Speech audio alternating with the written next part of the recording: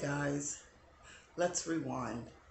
I just want to step back on board for a second to go back over what inspired you.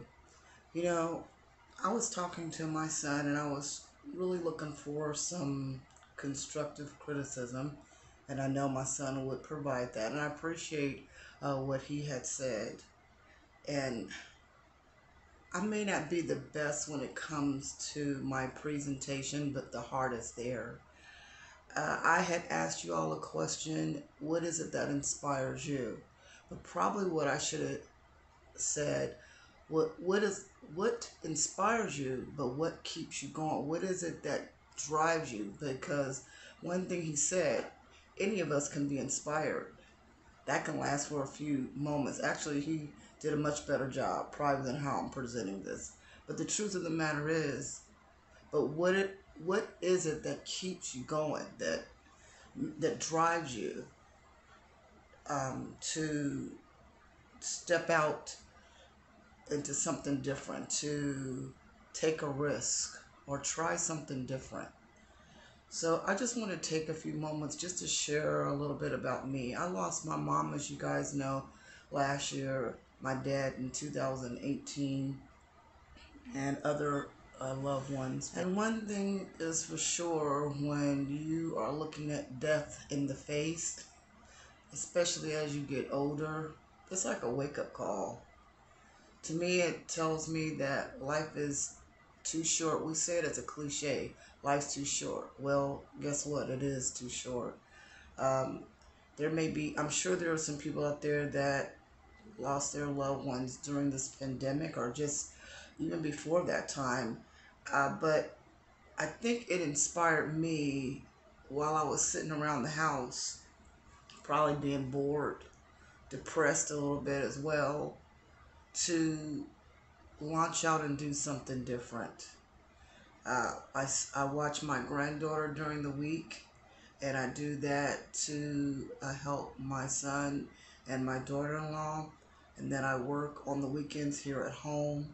So my life is kind of limited. I don't have a vehicle anymore, so I can't get out and drive around, go here and there. I miss it. I loved it when I had it, and things that you take for granted. Um, when you have something and then you lose it. And that's not just a loved one, but all these things, when you start getting hit with a lot of losses, it can really bring you down. And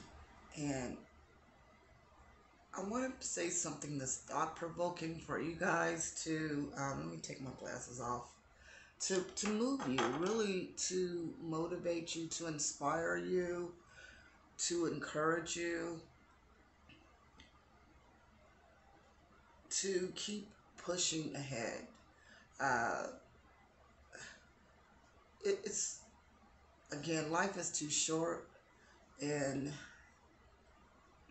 you got to make do. I think, what's the saying, with what you have.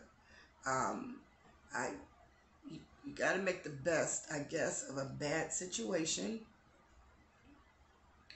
and not that it's bad. It's just the things that you once had is no longer here. I don't have a car right now, so what am I going to do? What are my other options? My mom is no longer here, so I have to be inventive, creative. So I get on YouTube and talk to you guys, hoping that I can gain your trust, hoping that you'll want to come back and visit me again.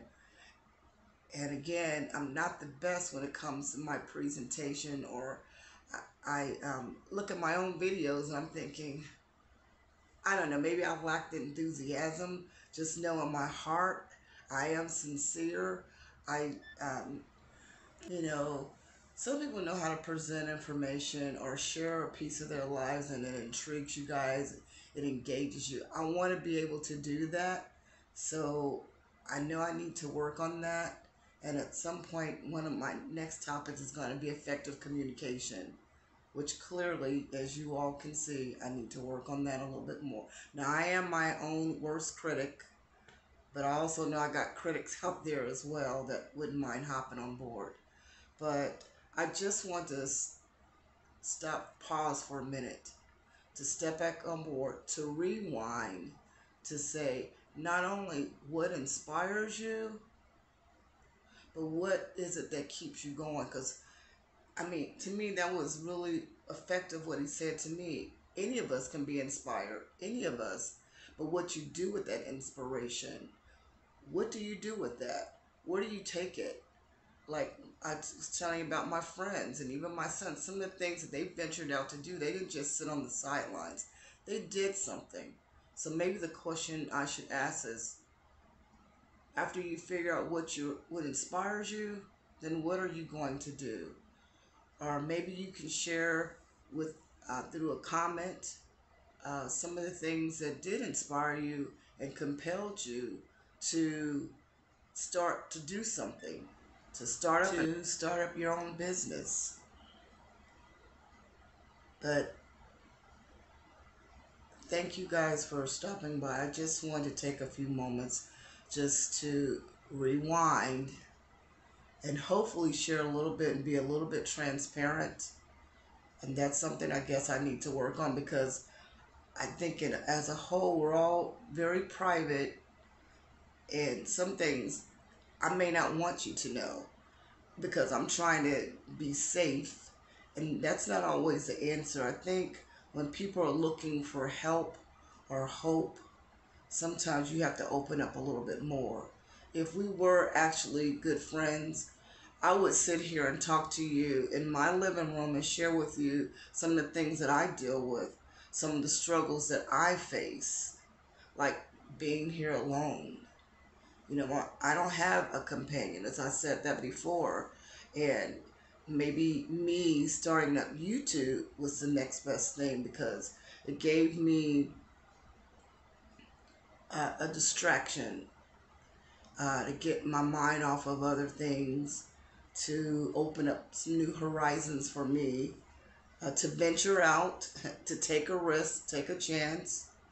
And yeah, and again, when you lose a lot, and after losing a few loved ones, and your family starts going down, down, down, down, and I'm up in age, feeling all the ailments and pains that you feel as you get older. Yeah, this puts you, makes you put your life, stop for a moment and reflect and think about some things. Like, I might not be in position to hop on an airplane, go on a trip. I might not be economically in that situation right now. And I may not be in position to do some of the things that maybe others have. But I can do something, and this is something positive that I chose to do. And that was to inspire you. Again, for inspiration, for motivation, and information.